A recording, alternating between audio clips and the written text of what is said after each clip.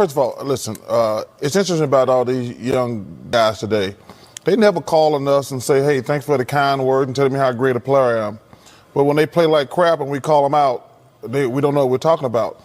Listen, I'm easy to find, but I get sick of these guys complaining. These young guys, they never call us and say, when a coach is wrong, I'm going to call him out. But when players are wrong, I'm going to call them out. But listen, I'm going to criticize guys if they deserve it. And listen, they can kiss my ass if they don't like it.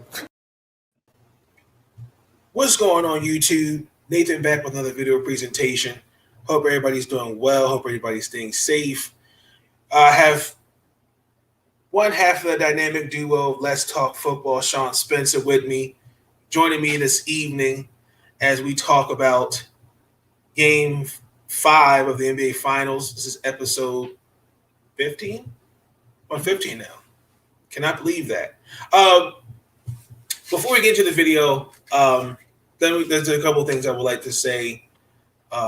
First and foremost, I want to send my sincere thoughts and prayers to those that have been affected in Western Europe with this historical floods we've never seen before. It's just crazy to really see what Mother Nature can do, and we can all we all know what the biggest issue is. It's climate change, but it's going to take politicians. It's going to take all of us to make a significant change to make this a better and safe world to live in. So again, I just want to send my thoughts and prayers out to those countries in Western Europe. And then obviously, we lost another rap legend, Biz Markie.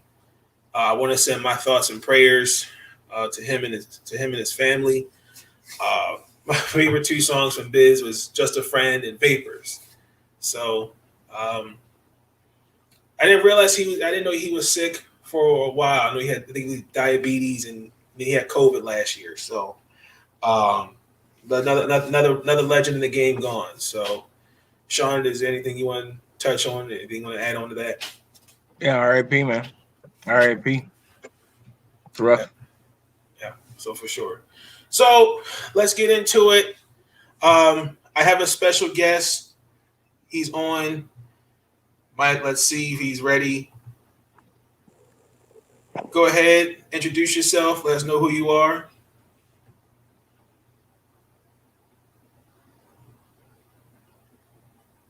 You're muted. Hello, are you there?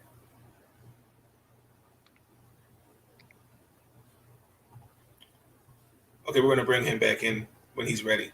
So, Game 5.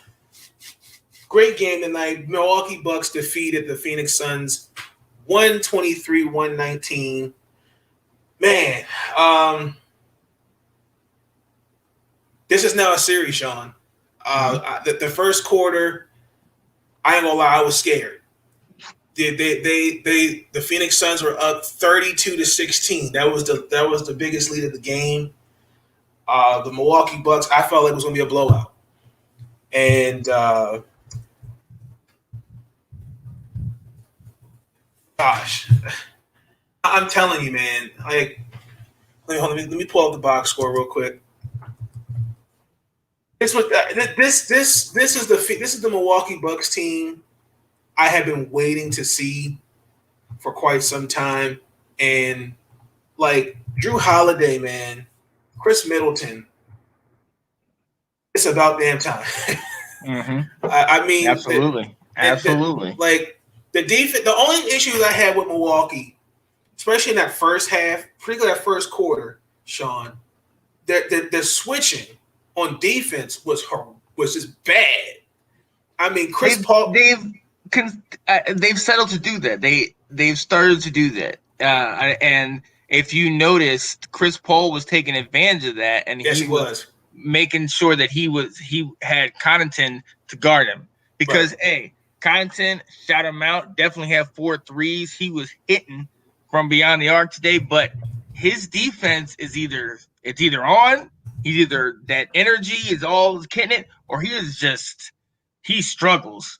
And he can't handle Chris Paul, man. Chris Paul just took him down to the rack each time. I mean,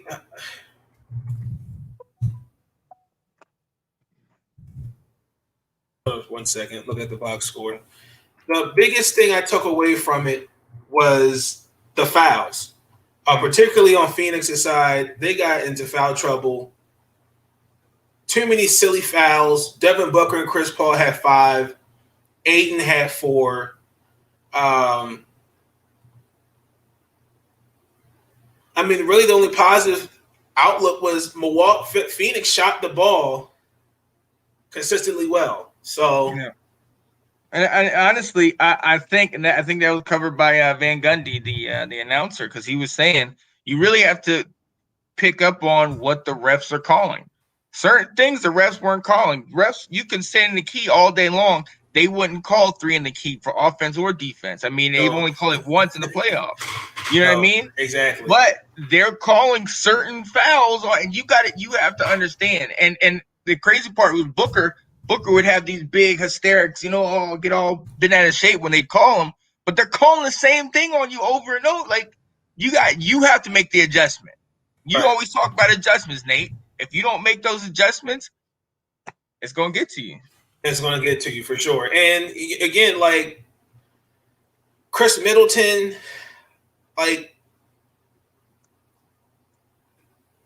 I can't just Drew Holiday and Chris Middleton. I just can't. I cannot speak enough on that. I really can't. Like they played, like that's the killer. That's what I was talking about this whole series since they played against Atlanta. They don't have killers. And tonight they played with a killer mindset. And like I'm looking at Bobby Portis. Bobby Portis gave me a 9 points, but they were a meaningful 9 points. Mm-hmm. Pat Connaughton. Hey, listen, Pat Connaughton's not the biggest guy there on the court, but when it counts, he got a couple clutch offensive rebounds. He did. 4 threes. 4 threes. I mean, that matters. So, like, oh, man. The only thing with Brook Lopez, I would like to see him more dominant in the pick and roll. That's where I believe he plays better, in my opinion. So, I mean, honestly, they need to utilize him on the outside as well.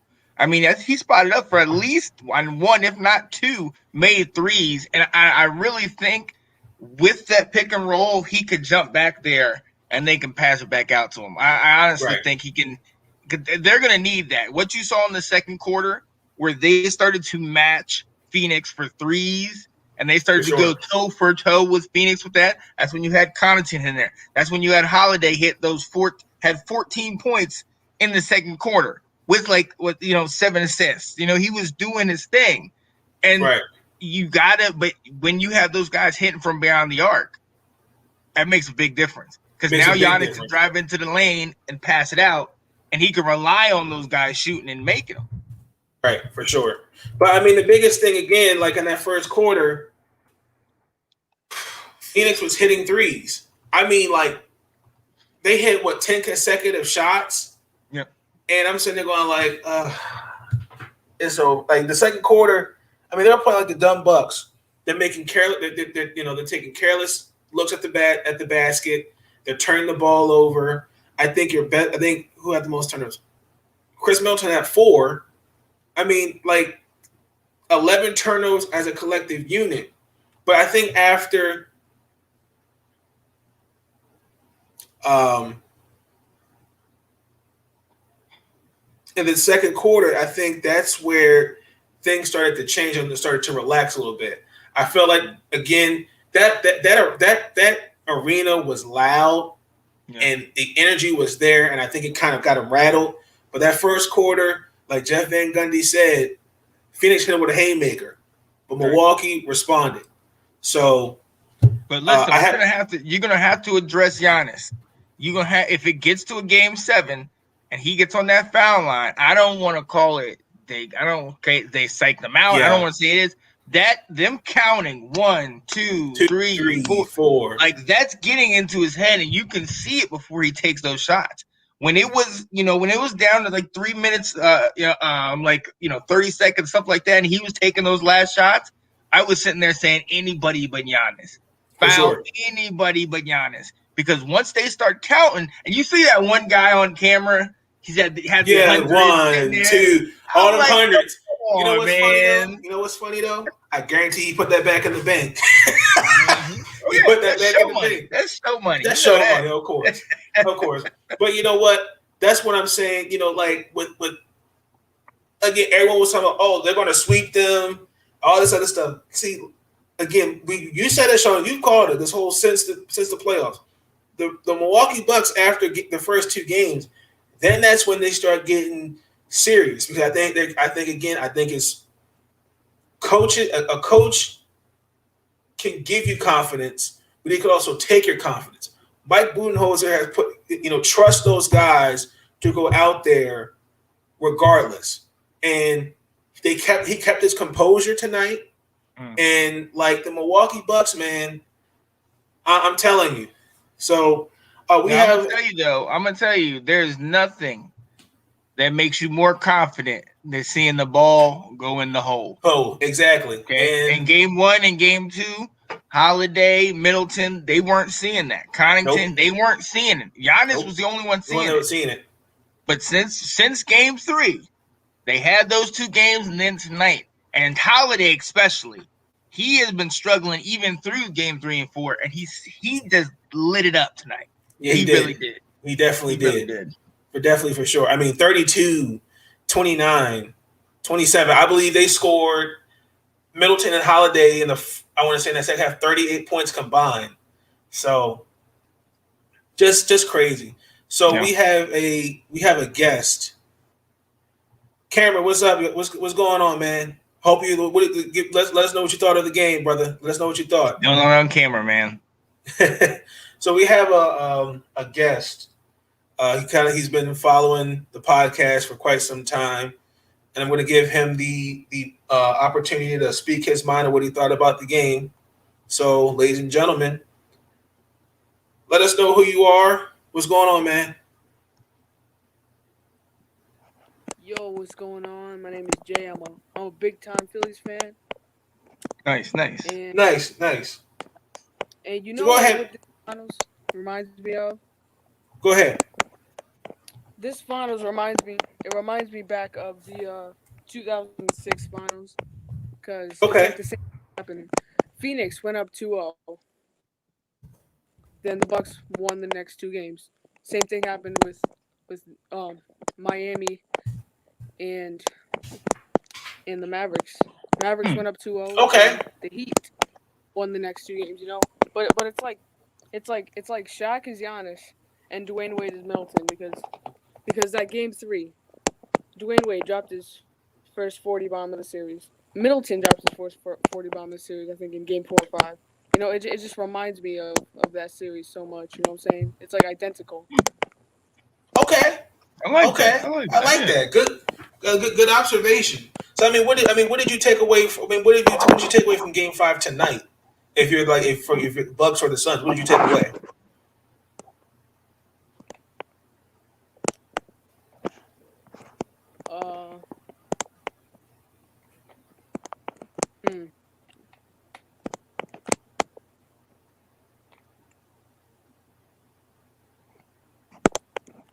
What do you think of Giannis, man? You think he balled out? Because this was the first game he didn't get 40. Exactly.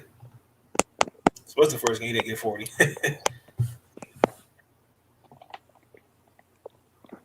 I mean, he did good. Well, he did good. I'm gonna say he had a good performance tonight. The only thing he didn't have a good performance was the free throws compared to like the last 2 games. He upped his free throw, then he went back down.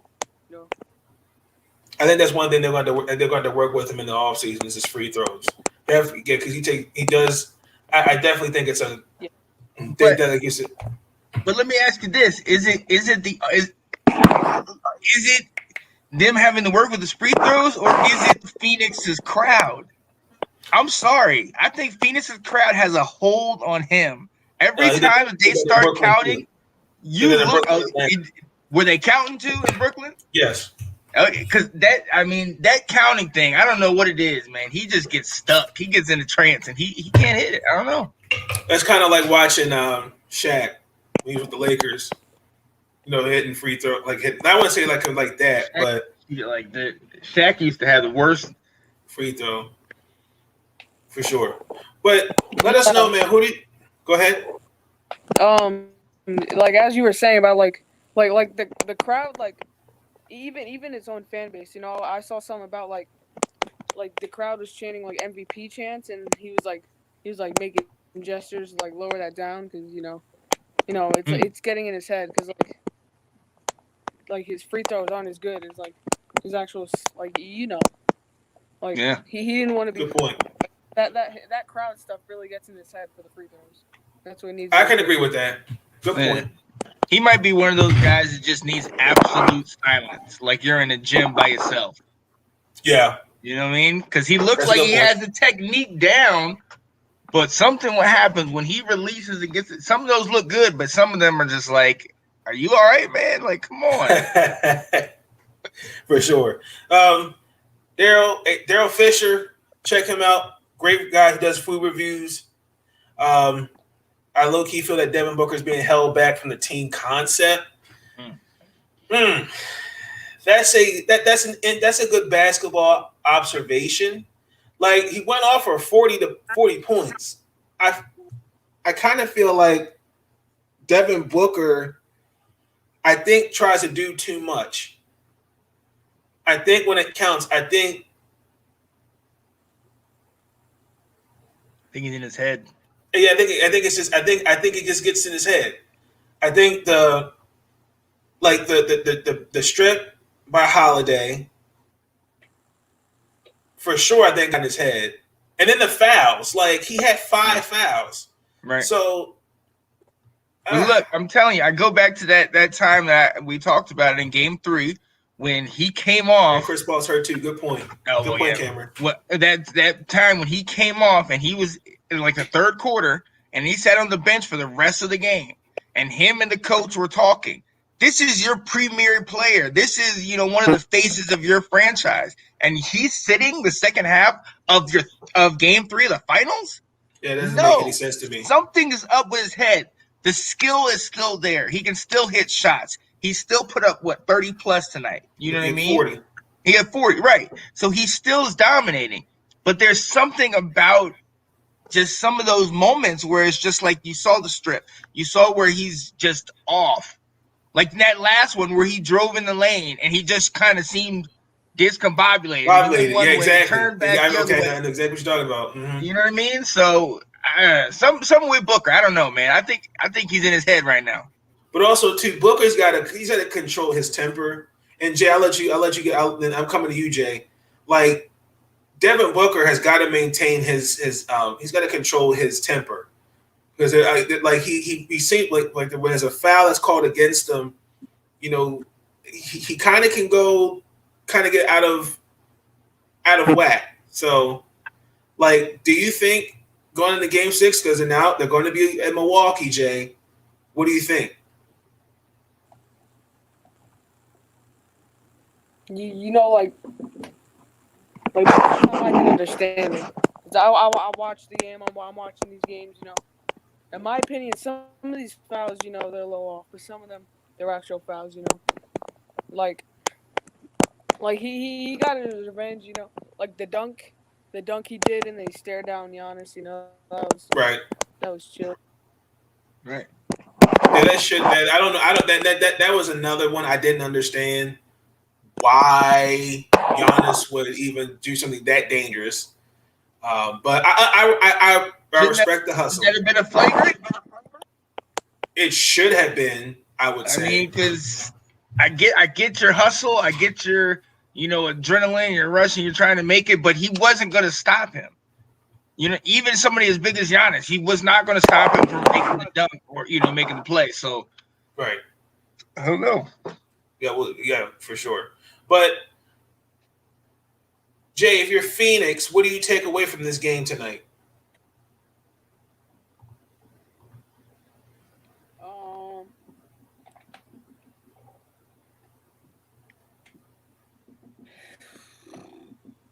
You think they're nervous?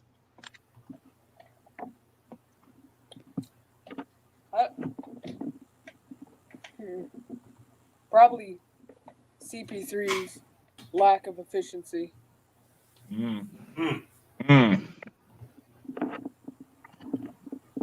This is going 7. Okay, Cameron. I Cameron can see that. saying 7. Okay. I can see it happening. Jay, who do you think? Do you think Milwaukee's gonna win it? Going to win it in Milwaukee? And think it goes 7. I think Milwaukee can do it. Okay. Sean. I think it's going 7. I think Milwaukee tonight broke the curse of the home team only winning at home. Right. You know what I mean? For sure. I think because we can't act like the first quarter didn't happen. The first quarter did, and had it not been for Jrue Holiday just going bonkers, I mean, Phoenix would have ran away with it. You know, sure. If Phoenix does that, if they get on a type of roll like that, and their shooters keep shooting, and Chris Paul and DeAndre Ayton, another one, foul trouble. You had Booker, foul trouble. If these guys don't get in foul trouble and they're becoming effective, and they're continually being effective, then it's a different ballgame. You know what I mean? Good point. And it was still close up until the end. It was. They came back up until the end and made it close. That made it close. But that foul on Chris Paul, Chris Paul foul on Giannis, and then the strip by Holiday. Yeah, heads on the edge of your seat. I know that. It sure did. But I mean, like, regardless, I mean, Monty had 8 guys out there, right? Mm. And the only positive player you said that really played well, Mikal Bridges, DeAndre Ayton, and Devin Booker. They all had a plus positive differential. Now, just too much pressure on the Bucks at home. I had written in the first quarter, I wrote in my notes, and I said Crowder equals consistency. Then he missed like the next 3 shots. You know what I mean? Right, he did. But Crowder sure still did. like he's 56% from 3 over the playoff stretch. I'm like, he's killing it. He was consistent all the way up until those shots that he missed. But Crowder, man, you have to rely on him. You have to get big games from Crowder. My boy Cam Johnson, you got to get him coming off the bench. But again, you cannot have Cam Johnson trying to guard Giannis because that's a mismatch. It's a mismatch. And also too, Torrey Craig, they're letting him shoot the ball. Like they are. They're going to let him shoot. Yeah. I just want to bring up some. Again, I'm going to use StatMuse. Devin Booker has more 40-point games. That's 4 more than LeBron, Steph, KD, Michael Jordan, Kobe combined 3 in their first playoff game. There have been 5 40-point games in this series so far. Back-to-back 40-point games in the finals. Michael Jordan, LeBron, Shaq, Jerry West, Rick Barry, Giannis, and Devin Booker. That's a good list to join. And then Jrue Holiday tonight, again, 27, 13, 3 steals, 12 of 20 from the field, including the biggest steal in Bucks franchise history, the strip on Devin Booker. So, and then he also pointed out it's been 8 years since Brandon Jennings uttered Bucks in 6. The one went away from fulfilling that prophecy. And then Devin Booker is the first NBA player to have 40 points in back-to-back final games and lose both of them. Yeah. Gosh. And the Bucks handed the Suns their first loss after leading the double digits in this playoffs. They were 13-0 coming into this game tonight. So definitely, Milwaukee definitely played. So Cam Johnson, North Carolina's finest. So let's just go one more time. So we got Cameron. He said this is going 7. Sean, you said this is going 7. Yep. Jay, you said that Milwaukee is going to win at home. I'm going to go with Milwaukee wins at home. I really think Milwaukee just has to continue. Like, they're at home. Okay, you get the Deer District. It's just that arena is going to be loud, energetic. That's just extra confidence. I just think the momentum is in favor of Milwaukee. I really do. And like Chris Middleton and Jrue Holiday, they're the key. They are the key. Like Giannis stepped up. I need PJ Tucker to give me a couple more, like a little bit more. But I mean, he's really a defender. Pat Connaughton, Bobby Portis, like those boys gotta come out and play. Bucks will close out at home, I believe, as well. Okay, Daryl. So you need a complete staff. You need every guy on that's coming in and getting minutes. Yeah, exactly. Chris and J. Rue, they're too inconsistent. We saw this in the Atlanta series, and we saw this. They put a nice 3-game stretch together. Can they finish out at least this game? Because they did struggle. They have struggled at times. Yes. Or if it goes to 7, that's the thing. The consistency from them. Giannis is going to be there day in and day out. But there's one thing that I do think we should be worried about. The announcer started talking about it. If you notice, Giannis is starting. Not fatigued, but the series is wearing on him.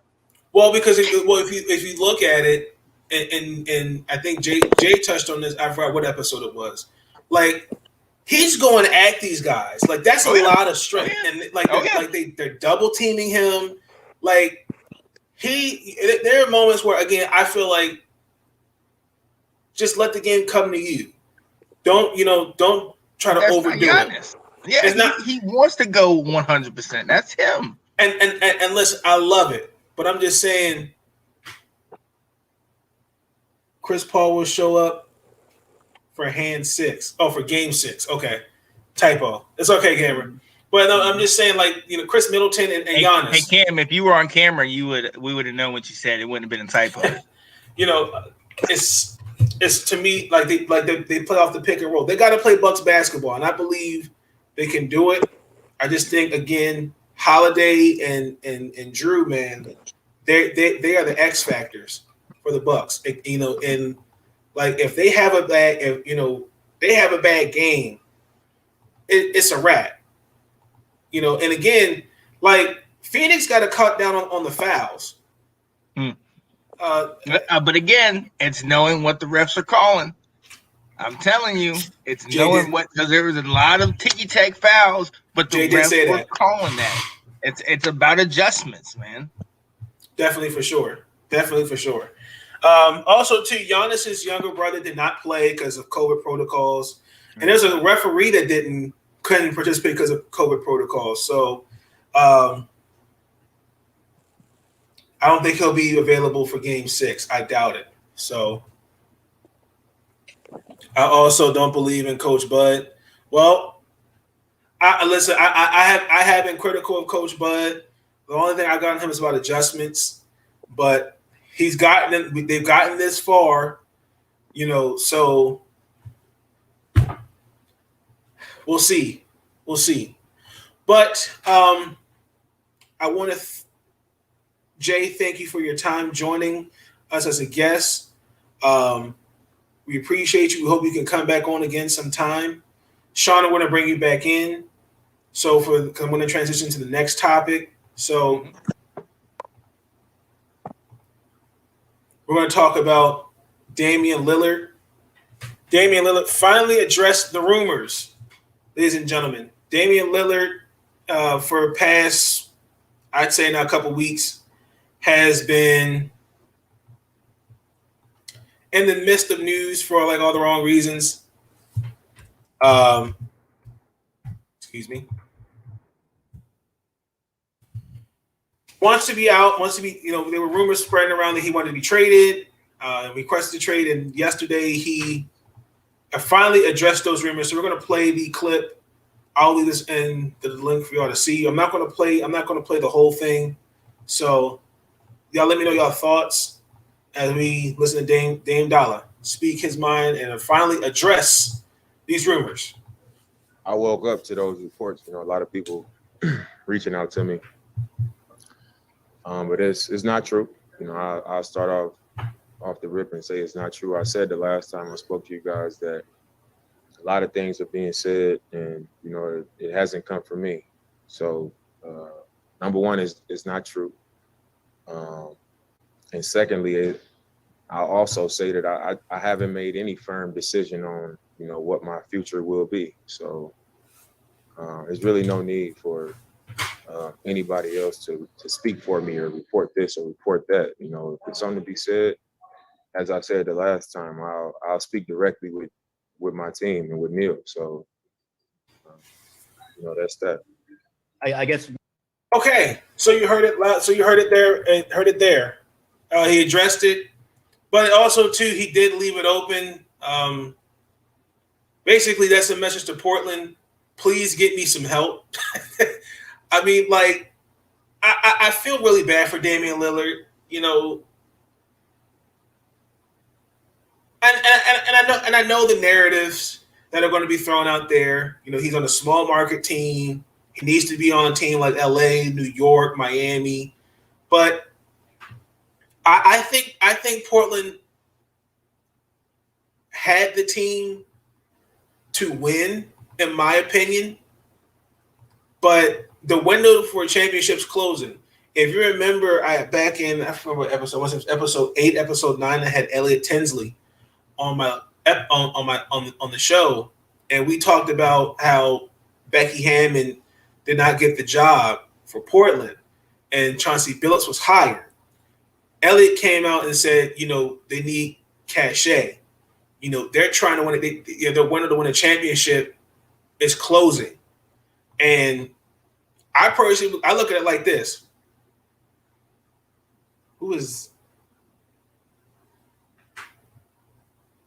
I don't know who that is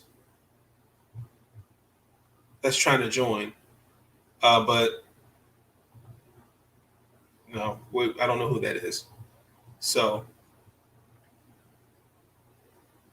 I don't know if that's a troll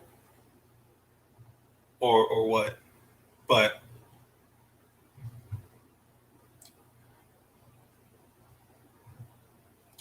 with Damian Lillard, I think the biggest thing is we just got to really see what the future holds, what Portland's going to do in this offseason. I also wanted to share, I don't know where this came from as I pull it up.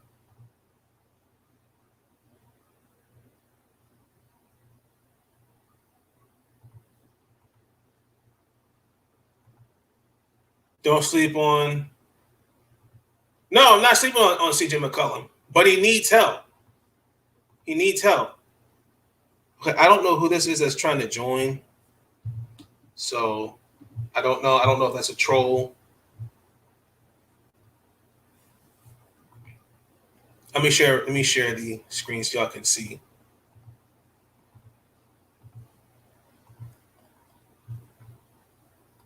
So this is, I don't know who this is. Barry Bonds with a Z, and he came out with this tweet and said that Damian Lillard has requested a trade from the Portland Trailblazers.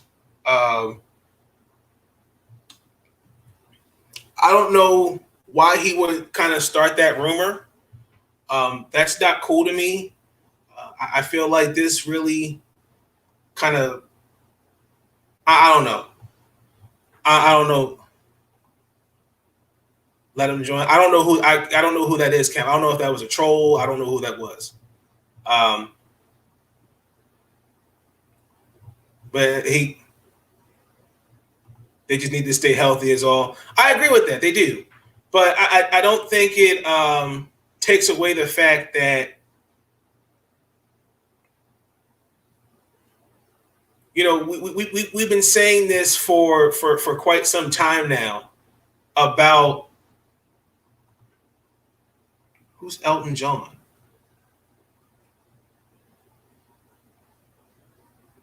Okay, let's bring this person on. Because I don't know. Again, I don't know who this is.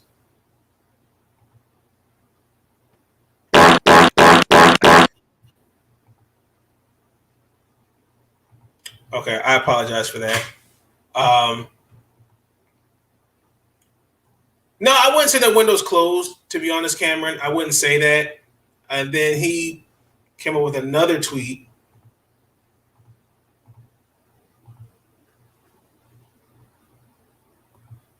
The Milwaukee Bucks could be in the market for Damian Lillard, so could the Sixers. Lillard had interest in Philadelphia. It's also believed the quietly the Celtics could also be in the mix. Like, where is he getting that kind of information from?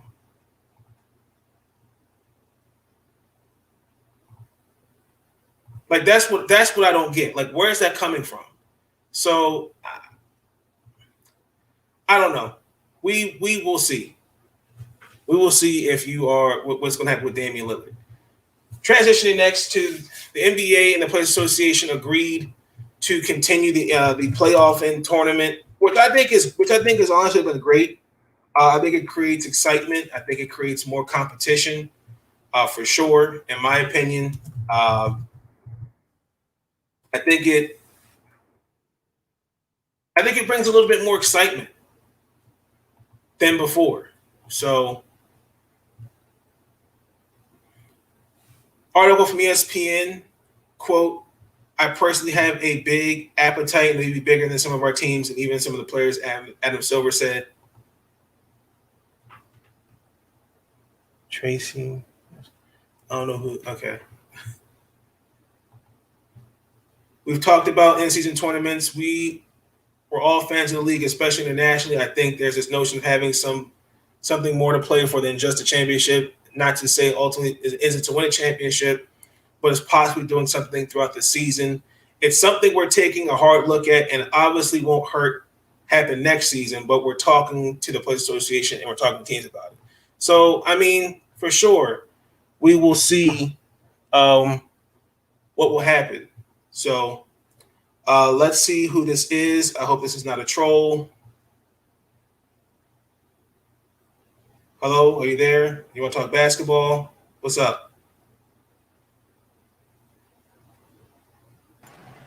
Number 15. Oops, you have.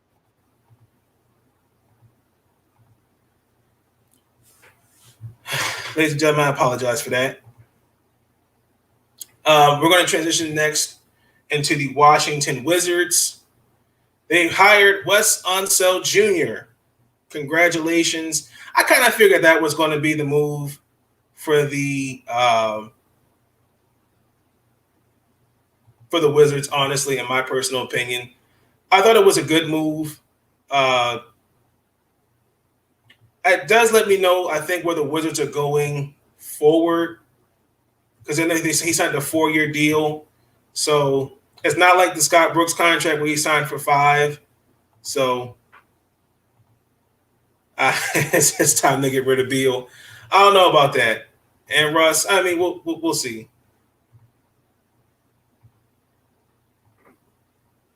Okay. Excuse me. So, quote, I want to thank Tommy and Mr. Leonis for the opportunity to lead this talented team both on and off the court and continue to moving the franchise in a positive direction, Unseld said. Becoming a head coach in the NBA is a goal that I have pursued my entire adult life, and to have that dream realized by coming full circle back to Washington is truly special. And I look forward to representing the DMV and connecting with our fans and establishing a new standard for Wizard basketball. He's a second son where we're building. I don't know. It all depends on what the future holds. But he did say what the plan is going forward. He did talk about how he was going to utilize Hashimura and Danny. So I'm curious to see what that looks like. I'm happy, well-deserved. If you don't know, he was with the Denver Nuggets head coaching staff. So Wes, quote, Wes is one of the most highly regarded assistant coaches in the NBA and clearly separated himself from the large and diverse group of candidates we consider, said Wizards general manager Tommy Shepard. His strong record in game as a game tactician, along with his attention on details on both sides of the ball, combined with his reputation for player development and outstanding character during his 20-plus years of coaching, left no doubt he was the best choice to guide our team to the next level, without a question. So congratulations to Wes Unseld Jr. The last time we've seen that was Flip and Ryan Saunders. Flip Saunders, a former head coach, rest in peace. Ryan Saunders, unfortunately, was a good coach, but just the situation in Minnesota just really left a bad taste. Obviously wasn't good for him. We're going to stick with basketball, but we're going to transition into something different. Liz Cambage, center for the Las Vegas Aces have decided to withdraw from the Olympics, citing mental health. Les Cambage was kind of in the news for all the wrong reasons with this situation. It was apparently just tuned in from Jamaica. Hope the trip was safe, Elliot. Hope the trip was safe.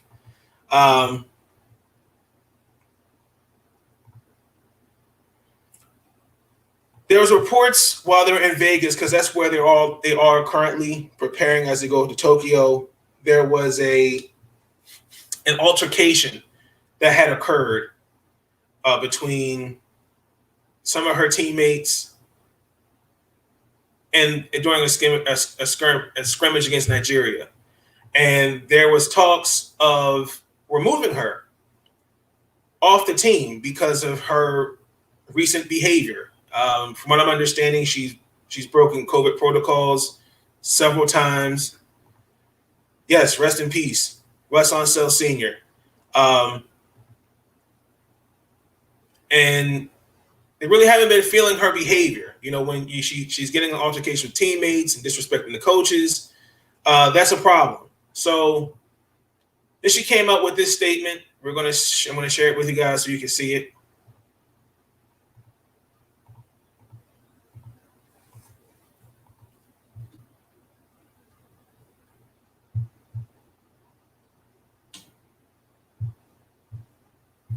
Anyone that knows me, and one of my biggest dreams is winning an Olympic gold medal with the Opus. Every athlete competing in the Olympic Games should be at their best, at their mental and physical peak. And at the moment, I'm a long way from where I want to be and need to be. It's no secret that in the past I've struggled with my mental health, and recently I've been really worried about heading into a bubble Olympics. No family, no friends, no fans, no support system outside my team. It's honestly terrifying for me. This past month, I've been having panic attacks, not sleeping, and not eating. Relying on daily medication to control my anxiety is not the place I want to be right now, especially walking into competition of one of the biggest sporting stage. I know myself, and I know I can't be the Liz everyone deserves to see compete for the Opus. Not right now, at least. I need to take care of myself mentally and physically. And it breaks my heart to announce that I'm withdrawing from the Olympics, but I think it's best for the Opals and myself. I wish nothing but the best of luck in Tokyo, and I hope they go forth and win a gold. Love and light, ECXX. The only issue, I don't like the timing of those comments. The only reason why I say that because, like, we're talking about, honestly, at the end of the day, right? Where's that coming from? Like, they were going to kick her off the team because of her recent behavior, and we talked about this with Sha'Carri Richardson, and I understand it. But it's the context that I think everybody's missing. She was in danger of being cut from the Olympic team. There are a lot of kids, even guys my age, Sean, who's a guest, Jay, Elliot, Cam, Daryl, who would kill to be on the Olympic team. And, you know, we cannot ignore her behavior. When you're late out in Vegas partying late, breaking COVID protocols, which you know you shouldn't be doing. Like, I understand. I told you with Sha'Carri Richardson, everybody deals with mental health differently. But I don't know maybe it's this generation. Maybe it's, I don't know what it is. But there's something about not taking accountability. To me, I feel like that's lost. Like it seems like I don't want to come across as the type of person that says, well, let's just use mental health as an excuse for every time something goes wrong with ourselves. Again, everybody in this pandemic, all that, I understand what it's done to everybody, and I understand it. Hell, I've gone through some things, but one thing I will not, if I know I'm on an Olympic team and obviously I'm kind of a headache, I'm not going to turn around and go, "Oh, I haven't been right in the head lately." When you know what? I've been a hothead. I haven't. I'm just not. They want to kick me off the team. I respect that. Maybe this is a good opportunity for her to get herself together. I'm a fan of Liz Cambage. I understand she had the same kind of problems when she was with the when she was with the Tulsa Shock. Kind of the same thing, mental problems here and there. But if you look, but some people make an argument and go, well, look on her Instagram and Twitter. Seems fine to me. Others will go, well, you come up with these comments because you were going to be kicked off the team. So, and then also too, Liz Cambage is very outspoken. And she came out and talked about with her whole diversity of the Team Australia and some other things that happened. So,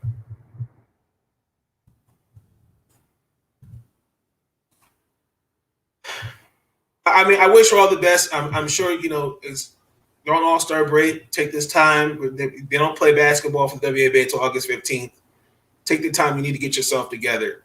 But, I mean, again, I just want to send my thoughts and prayers to her.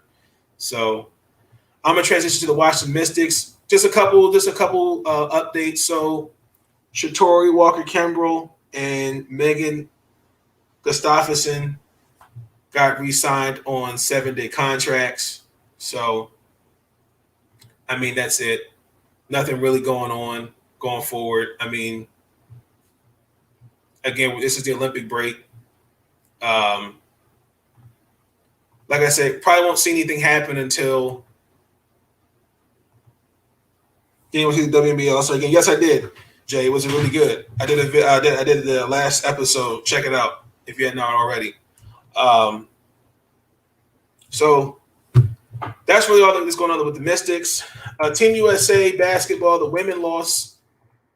We're going to transition into that. The women lost, and Bradley Beal and Kevin Love have withdrawn from Team USA due to injury. He claimed that he was not at his absolute peak due to a calf injury. And then Bradley Beal was placed in coronavirus health and safety protocols. And Jeremy Grant also too, but has not tested positive for the virus. So Kendon Johnson and JaVale McGee have joined Team USA. I think actually that would be great because the Mystics do need a center. Not the Mystics. The Team USA needs a center because I think Kevin Durant. They need a big guy out there. So I'm curious to see how that looks. But again, I'm not going to panic over what happened. Like the women lost to Australia by 3. Again, these are exhibition games. So again, there's bigger. I'm not going to cry over an exhibition game. How do you do that? How do you do that? What the hell is going on? So yeah, anywho, so I wish the Team USA nothing but the best as they go overseas to go over to Tokyo and play basketball. So I just want to do a quick shout out. Her name is Zhang Zhu. If I'm saying that right, if I name dropped it, I apologize. Y'all have to check this out. No cat. That's the first thing. I think she actually said that. Where's it at? I have the link. She's 7'4", and she is from East China's Shandong province in an under 15 tournament game. 42 points, 25 rebounds, and 6 blocks.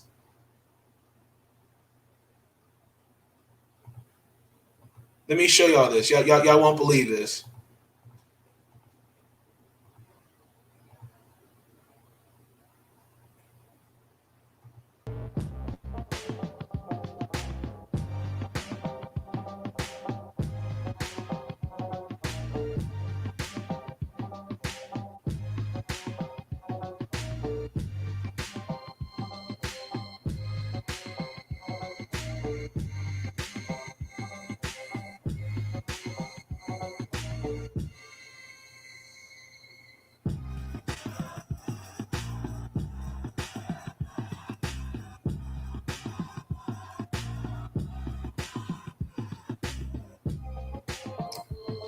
Yeah, that's crazy. She's 7'4". The Drew comparisons to Yao Ming. The last player in the WNBA that was at least 7 feet tall was Margot Didick. I want to say that was her name. She played for the oh my gosh. I want to say it was the Indiana Fever. Let me see. Let me get that right. Margot. What team? Hold on. That's right. She played for the Utah Stars and what became San Antonio, Connecticut, and the Sparks. She unfortunately died back in 2011. She was pregnant at the time and she suffered cardiac arrest. But she was the tallest player in the WNBA at the time. She was 7'2". So who knows? This could be she could be in the WNBA the next, I say by what, 20, 24, 25, 26. So we'll see. We're going to transition into baseball, Major League Baseball and COVID. So ever since the All-Star game, there have been a couple COVID cases. So the Yankees and Red Sox game was postponed a couple days ago because Aaron Judge and a few other guys tested positive for it. Gio Urshela, Nestor Coles Jr., Wandy Peralta. If it's true that COVID did spread, if these guys were at some point near could have been in contact with these guys, I don't know what that can happen. But again, I just encourage everybody just to continue, just stay safe. And yeah, I mean, again, with this new variant in the country, this is no joke. We got to take this serious. And to me, Major League Baseball, I don't know, but things opening up so fast, a little too fast for me. So I'm going to bring back in Sean Spencer. I know Sean Spencer's been kind of like, he looked like he's ready to go to sleep. So we're going to transition to football. I'm not going to really touch on this. I'm just going to kind of just like the outer crust of what's going on. Richard Sherman was arrested, and I just want to just send my thoughts and prayers to him. What's been going on? Again, like mental health is serious. We just talked about. I just talked about the Liz Cambage topic. Something obviously with Richard's not there. Something's going on personally. So, particularly as a black man, Sean, if you don't mind, I think it's really important as a black man. Mental health is important. Society, I think for decades, for centuries, has told us, don't cry, don't do any of this, be a man, deal with it. And for what I understood, what I read, he's going through it. So I think the biggest thing that we just got to continue to do is just pray, and we all have a support team, former teammates, Seattle, San Francisco, and all the fans, and all the brothers around the league. They just got to rally around them. So, yep, absolutely. Yep. We're gonna get into Tom Brady. Tom Brady, Sean's boy. So Tom Brady played through a torn MCL. I couldn't believe that. And there may be consequences with him playing through it. So I'm reading an article here on CBS Sports.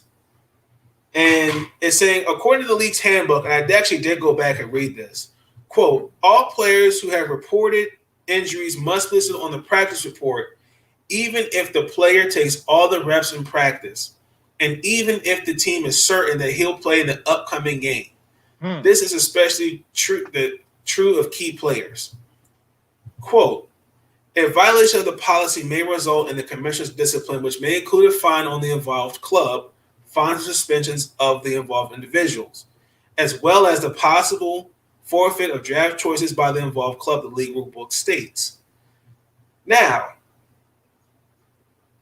he did say supposedly he injured his knee in minicamp in June. Mm-hmm. Quote, "It was an injury I dealt with really since last April and May," Brady said. "I knew I had to do something at the end of 2020 and happy I did it. It was probably something I certainly need to be done, and there was a great outcome. So I'm very happy about that. I feel that I'll be able to do some things different this year than I was able to do last year." A couple other examples of this occurring. Brett Favre was injured when he was at the New York Jets. Remember that, Sean? He got hit with the Jets were hit with a $125 fine. The Steelers last year were fined $100,000 in 2019, $75,000 for the team, and $25,000 for Mike Tomlin because they did not, according here to CBS Sports, list Big Ben Roethlisberger on their Week 2 injury report. And Mason Rudolph noted that Roethlisberger was suffering some elbow pain leading up to the Pittsburgh's Week 2 against Seattle. So he actually ended up missing the season. So, Sean, I mean, what do you think? Do you feel like? I mean, you can play on it. I know. I mean, obviously, as we've seen, I had a torn PCL, and that's something that you can't repair. It's something that just kind of grows back, gets back together on its own. And I was still able to play on it. There's no, I mean, the only reason they would get you to stop is because risk of further tearing it or further messing up your knee and everything like that. So you can definitely play on it. And let's be honest, with his O-line, he's rarely touched anyway. You know what I mean? But it'd be very interesting to see if they follow through with this. I mean, that to me, I think is, I mean, let's go back to when they were gonna fine him for the Deflategate and all that stuff. You remember they waited like almost a full year, and then like in the beginning of the following year, then they got to him. The NFL picks and chooses who it wants to, address and what the penalties it wants to, dole out and whatever. So they might end up hitting him early with it if they do anything. And so by the time he gets back, everybody else is in full swing. You know what I mean? It's not going to make that big of a difference. If this happened, it's just weird the timing that when it came out. Yes, it did. It's coming out right before the season starts. Right. Like but like you're saying, if they get found guilty of this, one of the penalties could be losing draft picks. Nobody knew about this during March and April when the draft was coming up. I'm pretty sure guys in Tampa Bay's front office and then right. Bruce Arians that's knew what about I'm saying. That's a problem. Like, okay, so you're withholding this information. Oh, now all of a sudden, what makes it relevant now? Why are you putting this stuff out right now? It makes you just kind of the eyebrows go up. In there. Right. Well, right. I think it lets us know that something else is up. Yeah. Something's up for sure. So I don't know. I think with Tom Brady, I understand he's 44, 43? 44. So thank you, 44. And those injuries are not, he's no spring chicken. So but like Peyton Manning, if you get a good line later in your career and all you got to do is kind of move in like a little four square, like a little cha-cha-cha, little line dance motions. Right. I mean, what are we talking about? You get the ball out quickly. You're just bouncing in. You're not – that's the difference between the Lamars and all that stuff because with Lamar and like what they said about RG3, oh, well, he's going to get hurt. He's going to get hurt because he's always putting himself in harm's way. The thing about these other quarterbacks, what Dan Marino did so great was that they weren't elusive like the Randall Cunninghams, but they were the best in the pocket and maneuvering out of trouble. They knew how to maneuver that pocket, and that's one of the things that Tom Brady is great at. For sure. Again, we don't really know what's going to happen with Tom in terms of what he's going to look like because I don't know how long we don't know how long he's had we know he's had this injury since last year, but. Well, that's the thing. I mean, you saw what he did. If this is true and he had this injury all of last year, you saw what he did. Yes. You know what I mean? I agree. I don't think that's happening. There's some Because they independent traded reporters Washington. that have been talking about that, but I don't think that's going to happen because the Packers have already said that they're not gonna come up off of him, and I don't think we're gonna put in that much work into getting somebody like him. Good point. I mean, it could happen. You know, what have we been talking about the last several weeks and months? Dan Snyder. As long as he's in control, and even though he made his wife co-CEO, he's still in control. If he wants to make that move, we'll go ahead. But I haven't seen anything about it. You know what I mean? I mean, correct me if I'm wrong. I haven't seen any kind of news. I haven't seen anything like that neither. So we're going to transition to the last topic of the show. Shannon Sharpe said some things about Lamar Jackson. So, Sean, I'm not sure if you heard about this, but Lamar went back to his hometown down in Florida and kind of had like a little event with the kids. And what would he say? What happened? So I'll play the clip.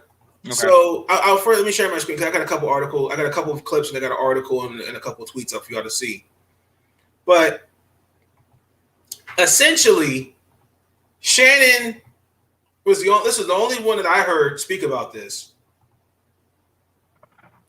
About Lamar playing wide receiver and DB on the basketball court. I heard nobody else talk about this. Y'all can let me know. Send me the article, send me the link. But this was Shannon's reaction. Big problem, Skip. I don't get it. Dude's on the verge of getting generational wealth, $200 million. And I know, Skip, you just having fun. But do you know, I mean, you're on asphalt. A sudden move. A non-contract injury. We just saw Sarich. We saw Jamal Murray. We saw guys lose a season. Why, Lamar? I mean, we've seen Lamar do some risky things. We saw him driving excessive speed. We see him playing on the beach. Lamar, it's not worth it. You are a professional athlete. You don't have anything to prove. Bro, just sit back, get this money, and when it's all said and done, if you want to go out there and have a camp and you want to challenge these young guys, have at it. But, bro, don't mess your money up being dumb. Come on, Lamar, you better than this, brother. I just don't get these guys doing stuff like this. Skip, we just saw the guy that's suing the Broncos. He tore his Achilles and he lost $10 million off the field. If you get hurt, get on hurt on the Ravens' time. Shannon Sharpe was going to get hurt on the Broncos or the Ravens' time. I'm not doing anything foolish. I'm not skiing. I'm not doing anything that's going to jeopardize my money. Lamar, you tell me that's worth it? And I know people like that, oh, he's just having fun. It's all fun and games. And then you're going to say, if something were to happen, knock on wood, it didn't happen. Oh, he shouldn't have done that. Well, at least he has some humility about him. He still believes he can go associate with those kids and teach them like he's still one of them. Yeah, Skip, go back. Yeah. Hey, man, that's Lamar. Let him see that I was in this very neighborhood and I can get out. But don't put yourself in harm's way. Okay, so then Lamar responded with this tweet. It's better to have fun with them kids out there it's better to have them kids out there having fun than playing with guns and shit. So next year we're running it back with even more fun. So Shannon responds to the tweet. Back, a wide receiver on a basketball court with some kids. Lamar took some heat for his decision-making, especially as his new contract looms, but defended himself on Twitter saying this: it's better to have them kids out there having fun than playing with guns and stuff. So next year, we're running it back with even more fun. Shannon, what's your response to... I just want to play Shannon's response. I think Lamar thought I was attacking him. I was giving him credit for being in the community, going back and letting the kids see that Lamar Jackson came from a very similar neighborhood and they can get out just like Lamar did. Skip, I talk about all the time that my brother going pro was the greatest thing for me because I saw somebody that lived in the very house, had the same upbringing, ate the food that I ate. He got out. Hell, I could get out too. I'm not criticizing, but you know what, Lamar Jackson, you're right. I should have kept my damn mouth shut, and I normally do. I don't normally volunteer information. Normally, athletes, especially football players, will reach out to me, or their representative will reach out to me and say, Shannon, can you talk to such and such? Do you mind reaching out to them? I reach out to said individual. We have a conversation. I say, now your representative have my number. You're welcome to get it and call me anytime. So you're right, Lamar Jackson. I shouldn't give a damn if you get in your car and drive 130 miles an hour.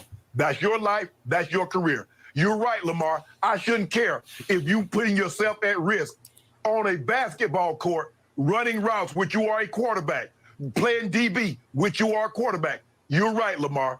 It's my fault. I should have kept my mouth shut. Do you, bruh. Do you. Okay, so let me let me say this.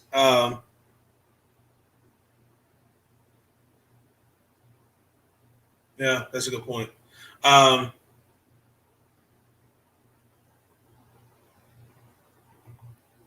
Lamar Jackson is a thug. Okay. I want to talk finals and NBA. May I speak? Okay, unless you're not a troll, you're more than welcome to join. So, but let me just address this Lamar thing. So I mean, you can join, but I'm as long as you're not a troll and not here to joke around, you're more than welcome to join us and talk, finals and baseball. So, anywho, with Lamar, I think Shannon's missing. I understand Shannon's point, but I don't agree with what he's saying. Let me tell you why. Because if you look back at the tweet that I shared, he didn't say anything. He didn't even mention Shannon Sharpe's name. Oh God, I just want to give. Okay, that's fine. You can join.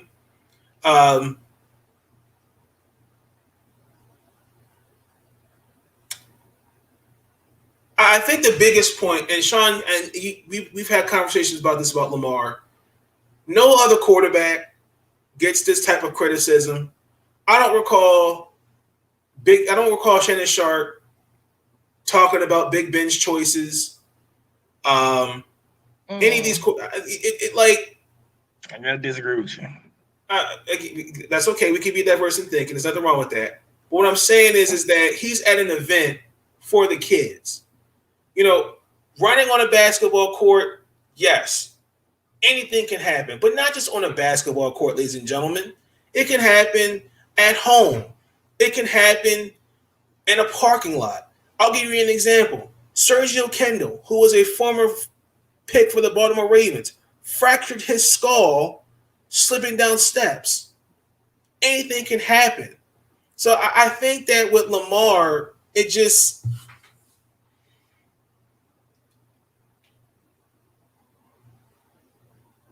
I get it, but the fact that he went that personal, like we're talking about him speeding. I mean, again, understand he's 2 years younger than I am. We're young. We've all made crazy mistakes. Like I'm pretty sure Shannon Sharpe has done that. I don't really understand. Like again, please show me evidence where Dak Prescott suffered an injury, and guess what? He still got paid. Terrell Suggs, he tore his Achilles on a basketball court.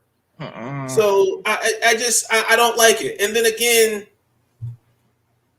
we shouldn't be doing DB and wide receiver drills. Like, really? So we're taking away from what he's doing for the community to go, okay, well, he should like he's on a basketball court where he organized, by the way, and well, if he tore his Achilles on the basketball court, guess what? He lost his money. I don't like that. So we take away the biggest thing from it, and I just feel like Lamar again. Nobody gets that kind of criticism other than Lamar. I don't understand it. It's not true. It's not true, man. People can get that criticism, but you are focused. You are extraordinarily focused on Lamar. Listen, you're a diehard Ravens fan. Lamar is your guy. I understand why. I'm diehard focused on Washington, so I'm going to give certain biased views. My thing is this. We both agree. Look, we get the point, the business side of it. Lamar going out here doing this, yes, that's great. But we can't look at this from our point of view. Our point of view, giving back to the community, all that stuff is good. from his point of view, this is pushing back the goalpost. This is exactly what you've been talking about. Think about this. You've been talking about him getting his money. You've been talking about him making it to the Super Bowl and doing all those things. This, if you played, you played sports, right? You've played sports. Yes. Right? So you know what it's like to turn your ankle on a asphalt. You know what I mean? On a blacktop or something like that. Yes. Do you know what it's like to tear a knee on that? Yes. I mean, well, I haven't played. I understand. It's different to play on. Playing on asphalt is much dangerous and tougher to play than on grass. I understand that. The thing about it is, you were on the cusp of that. You mentioned Dak Prescott. Things are different in Dallas, and they're in Dallas and other places. They have really been critical on Dak. Baker has been torched before this year. I know Bucky Brooks might not have said it, but Dan Orlovsky and a whole bunch of other one of them and the analysts and announcers have said it. These other quarterbacks are getting backlash. Lamar is getting attention. Yes, he's going to get that. He was the Heisman Trophy winning quarterback. Anything less than what he's done is going to get ridiculed, is going to get criticized. He just has to take that on his back. What Shannon is saying has come from somebody that was a Hall of Fame player that has played the game, but has seen a lot of his friends have all these riches and fortunes and then now are broke. Have seen all these guys do that. He's saying, Lamar, you are about to get this paycheck. I understand that you want to have these camps and do these things, but get the signed on the dotted line. Because listen, you see, we all look at the fact that Dak Prescott got paid. We forget that Dak Prescott had to wait to the literally the 11th hour to get paid, and the reason being they were not trying to make it happen. You know what I mean? So we have to understand, yeah, he might get hurt and get paid, but remember, Dak got paid after he got hurt in the game. You're doing something off field that's not Ravens, associated with and all that stuff. They're going to look at it differently. That's the way it is. When you have this big name contract coming in, you have this big opportunity, they're going to look at that type of thing differently if you get hurt and everything. And yes, we all know it's a great thing. Dak, I'm with that. That's so great. He probably saved some kids that day. But there is a bottom line to it that says we want what's best for Dak. We want him to get his money, and we want him to come into this season. And you got to understand, Shannon Sharpe's also coming from like an entertainment perspective. The NFL needs, Lamar, man. The NFL needs Lamar to be on the field. The NFL, he's already been on the cover of Madden. He was on last year's cover of Madden. They need him on the field. If he gets hurt at an event that's his own thing, that is not sanctioned or anything by the Ravens, and then he can't play all year, that does more than just say he's out. It does more than just affect his contract. That does a lot for the league, because now where you have had a league that's been Patrick Mahomes and Lamar, now Patrick goes up here, you got Tom Brady. You know how quickly the league will push somebody to the side. And if you got an injury like that to a knee, you saw what happened to Robert RG3. I understand that, and I get what you're coming from, but I think you and I just see it both differently. If this was any other quarterback, the headline is quarterback gives back to the community. That's not true. Yes, that's true. No, there's been many a quarterback that have been out playing ball and they've come at it. They did that in Washington. You can't. It's not just Lamar. I think you got to get off this kick that it's just Lamar. Not saying it's just Lamar. But they are coming after these other guys. Did they come after? So let me ask you a question: is the same energy that Shannon Sharpe gave Lamar? Did Shannon Sharpe give the same energy to those guys? Yes or no? On each individual occurrence, do you want to go back to the videotape and look? Because it's out there. We can definitely do that. If you're asking me to bring that up right now, no, I don't have that for you. But if we want to go back and look and all the time, I guarantee it. And I know for a fact, because I followed Baker the last 2 years, I know all of them have come after Baker. I absolutely know that.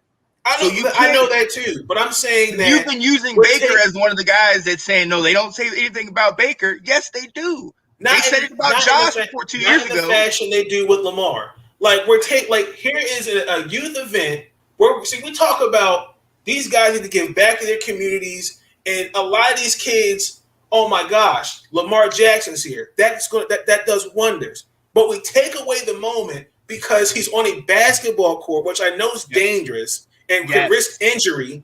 But, very dangerous. But now look at the bigger picture. He's giving back to his community. So we just gloss over that and just go, well, Lamar Jackson's on the basketball court and he turns his Achilles. Oh, there goes his money.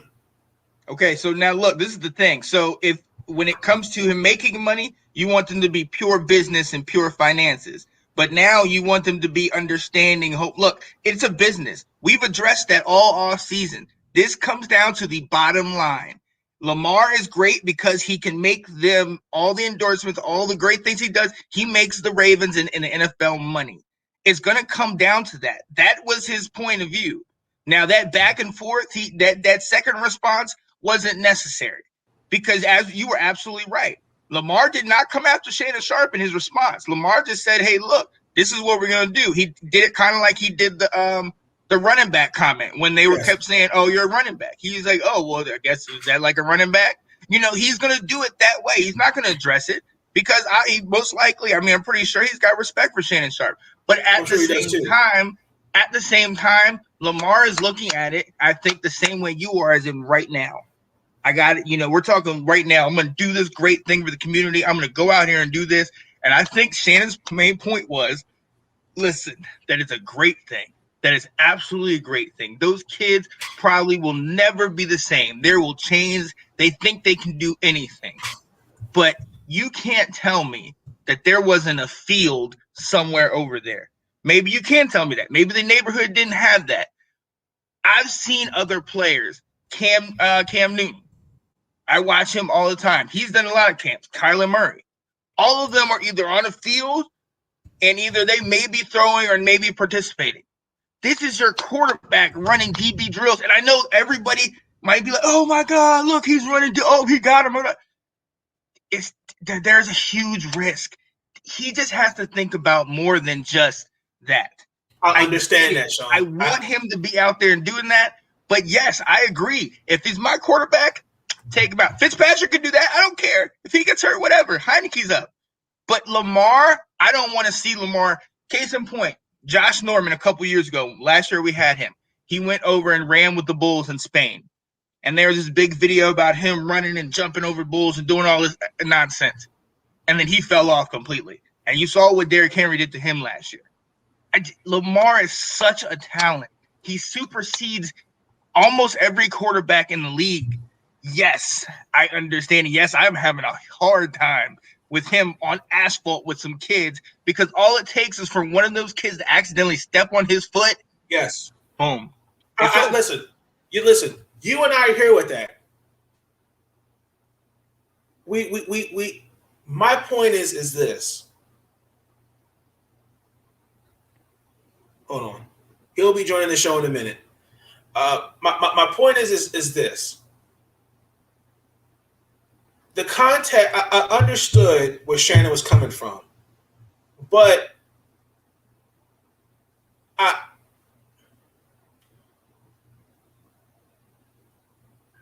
if we take away, for example, the asphalt, I think that's the bigger point that Shannon's trying to make. You're on asphalt. You're playing on a basketball court. Instead of going, okay, well, I appreciate what he's doing for his community. He's giving back. Because we talk about this all the time, that these guys should be giving back to the community. Like, here's a tweet from wide receiver for the Green Bay Packers, Marquez Valdez-Scantling. Because he wants to go back and be the guy that he never saw as a kid, give hope to a community, brighten a kid's day, could change a kid's life bigger than chasing a check when you're a junior person that cares about the youth. I think that's I don't really see why we take away from that moment, because here's a guy who probably did not go 100%. He probably went 50. He probably went 60 with these guys and was just having fun. Now, if he was literally going, like he was practicing on the asphalt, that's different. But all I'm saying, on a field, he should have just been to the field. It's just that simple. Like, you should have just had, if you're gonna have your cleats and do it on the field. Doing it on a basketball court, as somebody that's torn his knee up from doing things on a basketball court, it is just, he has different responsibilities, because here's the thing. He is the leader of certain communities, correct? yes. If he gets hurt, is he still the leader of those communities? It's easy to say, yes, of course. But no, meaning they'll follow people. They'll follow whoever he does. But if he has more power, he has more say being in the game. Okay. LeBron, that's what I'm saying. See, don't rush to the thought, man. Don't rush to what you think I'm going to say. I'm saying he has more weight on the field than he does if he's hurt. If he's hurt, he's going to get replaced. Somebody else new's coming in. That's what he's saying. He's saying, think of it. I understand. You're thinking of it from the way that you came into the league. I came into the league, and yes, I want to help my community. I don't have any money. I'm just doing things I like it. Now you are about to be paid generational wealth type stuff that you can make investments and you can make serious moves. You need to protect that investment. You have to. That has to be your priority. And I understand that, yes, it might look great for you doing that, and I want you to do that. I want my quarterback having that character, but let's be very honest. You got to protect that investment, especially being one of us. And that's where I think Shannon Sharpe was just an older black man saying to a younger black man, young buck, bruh, get your money, and then you can go out there on any flat asphalt ass stop you want to and do any of that. Get your money first. That's a very good point. Totally, I agree with it. But I kind of feel like his comments, again, to me, Shannon Sharpe has been sensitive, really honestly, ever since Kevin Durant went at him. So, but I get it, but y'all let me know your thoughts on that. So before we go, we have a guest, NBA content. I'm not sure if you're on. Let us know who you are. You wanted to talk some basketball. You want to talk some baseball. So go ahead and speak your mind. On mute. You're on mute.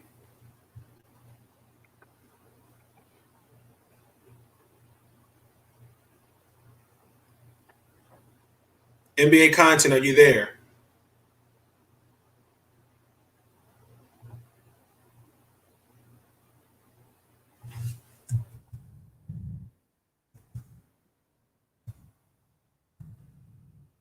I just have to bring him back. Let's try it. Let's bring him back in and bring him back in again.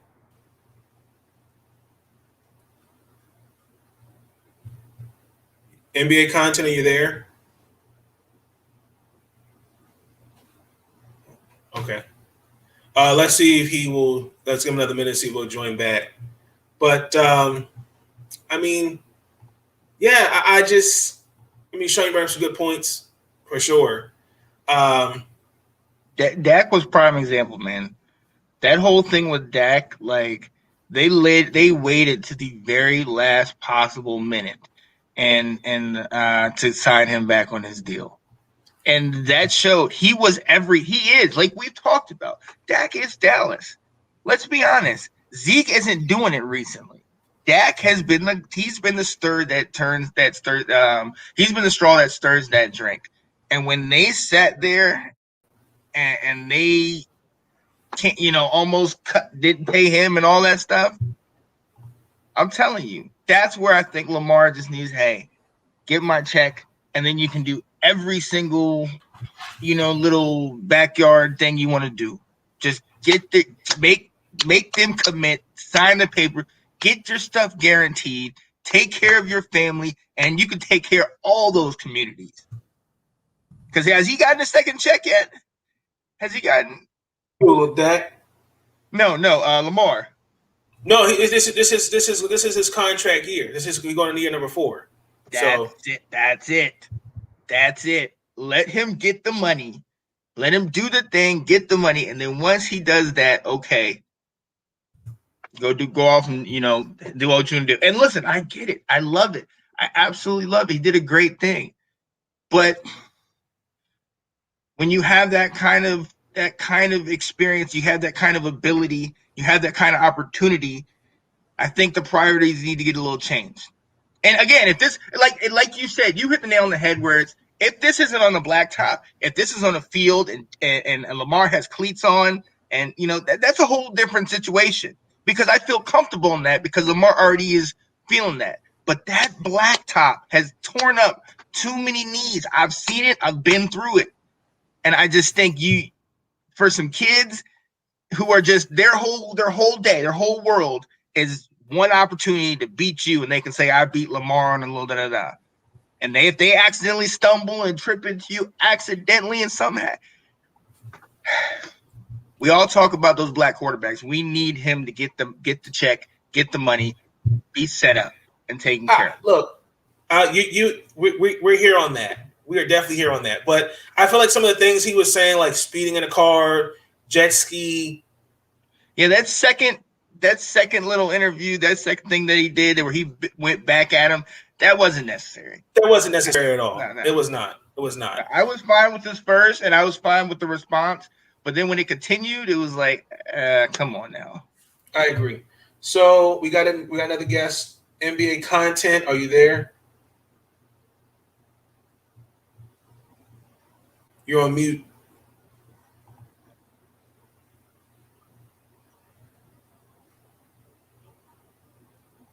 Okay, he left again. Okay. If you want to just go ahead and post your thoughts in the chat, you're more than welcome to do that. You can try to join again. It's up to you. But with that, I mean, that's pretty much it for episode number 15.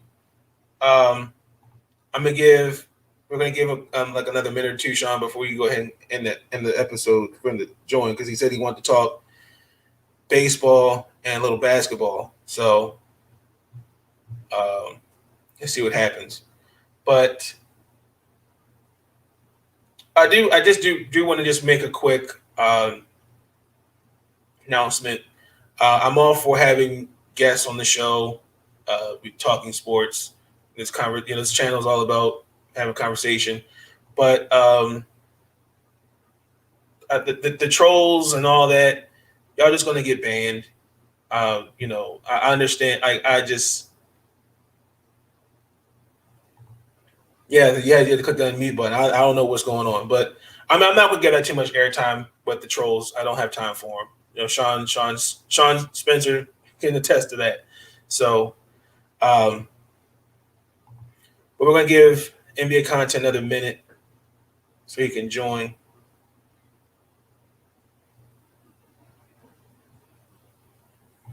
Let me see.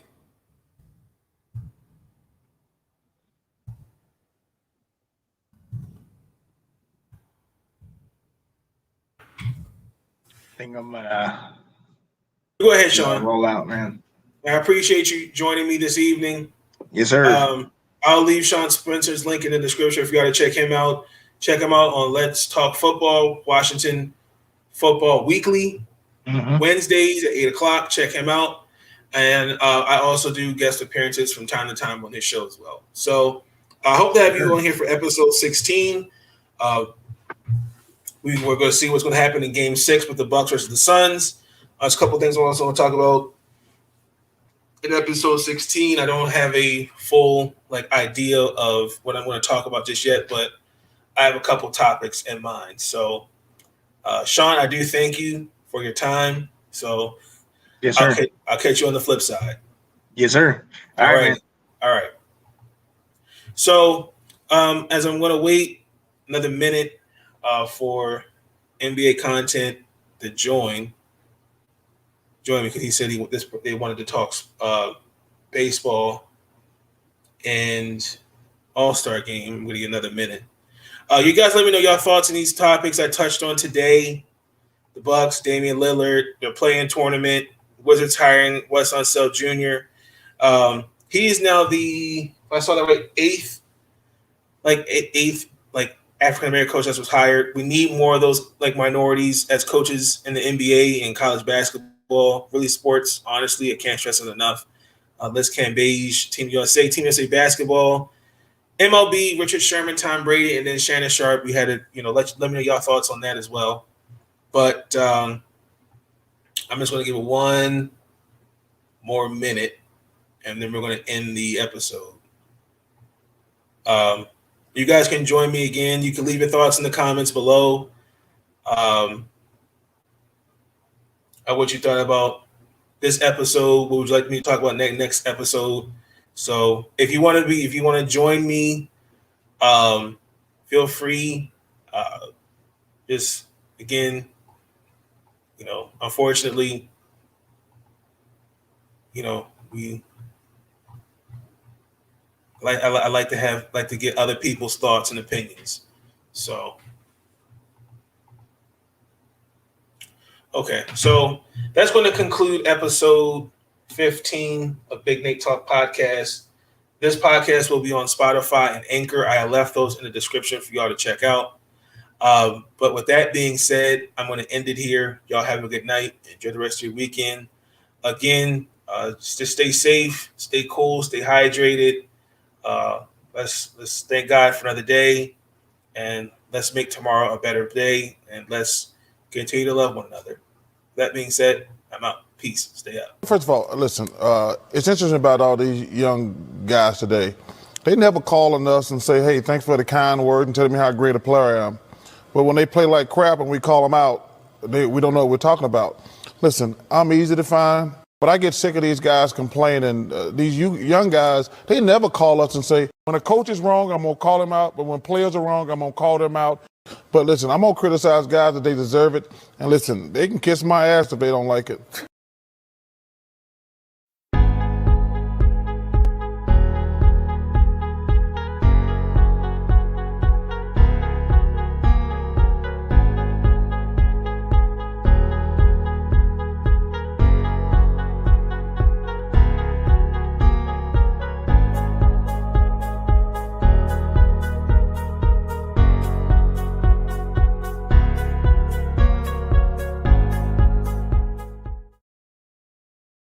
How do you do that? How do you do that? What